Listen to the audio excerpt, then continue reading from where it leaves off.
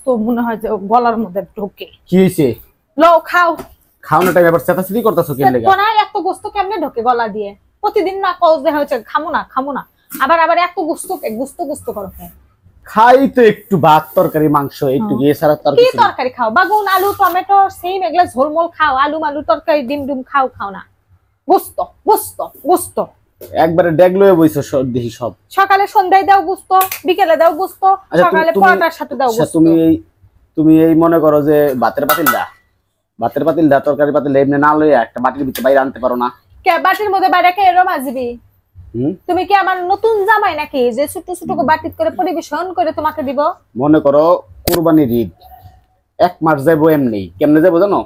সকালে গরুর গোস্ত দেয়া পরোটা, দুপুরে গরুর গোস্ত দা ভাত, বিকালে মনে করো যে গরুর গোস্ত দিয়া নাস্তা, রাত্রে মনে করো যে গরুর গোস্ত কালা বোনা দিয়া ভাত, আবার সকালবেলা গরুর পায়া দিয়ে নেহেরি। গরু খুর যারা আছে গরু খুর তাগেরে সকালে বিকেলে দুপুরে রাত্রে সন্ধ্যায় শেষ রাতে পাঁচা রাত্রে যা আছে খালি গোস্ত আর গোস্ত। তোমাদের মতো গরু খুর যারা, আর তোমাদের মতো গরু খুর যারা না শখে বসে খায়। হ্যাঁ, এমন কোন মানুষ আছে যে গরু গোস্ত পছন্দ করে? সবাই করে, করার একটা লিমিট আছে। একবারে আজকে আলু দিছি, তুমি তো আমার খাওয়ালে এত হিংসা করো? খাওয়ালে হিংসা করি না, ডেলি ডেলি এত গোস্ত খাওয়া লাগবে কে? না হিংসা হয়? হিংসা হবে কে লাগে? তুমি তোমার গোস্ত তুমি খাবা, আমার কি?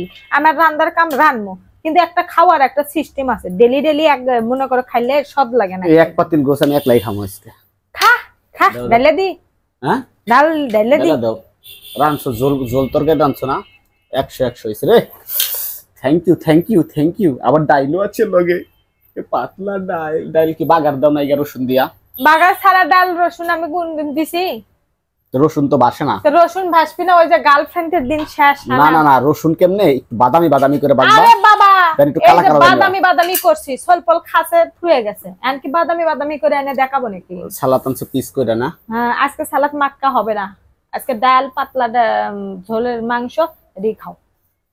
ঠিক আছে দেখি। ঠিক আছে দেখি। শোনো একটা জিনিস, আমার খাওয়ালে তুমি যে পরিমাণ হিংসাটা করো। হিংসা করি না রে ভাই, হিংসা করি না। এমন গোস্তটা সবসময় খাওয়াটা ঠিক না। এখন ভারী ভাজন হচ্ছে, আর এমনি যে শরীরের ভার ওরে বাবা, যে ভারের বারে ওটা হলো আমার তেল। আহারে খালো আজকে তেল না, সেই তেল খাই না তো, সব খামু। সব খাও, লাও সব খাও। সব খামু সব। তোমার মা তোমার জীবনে গোস্ত খেলেই নেই। শুনো, বাপ মায় খাওয়াইছে, হ্যাগো কামাই করাটা। বাপের হোটেলে খাইছি, মার হোটেলে ঘুমাইছি, এরকম। আর এখন হলো নিজের কামাই দেখাই, যত খুশি টাকা পয়সা জমায় কি করুম, খায়া শেষ করতে হবে সব। হ্যাঁ, খায়া শেষ করার পরে মনে করো যে গোস্ত পারলে ধুয়ে মাছ, মাছে পারলে ধুয়ে গোস্ত। মাঝে মাঝে টাকা পূজা করার লাভ আছে। তোমার পছন্দ মতো তুমি ঠিকই রান্ধি। কামাই করুম, আমার কথা হলো কামাই করুম, কিনা নুম খামু। কামাই করে কি লাগা? খাওয়ার লাগাই তো নাকি?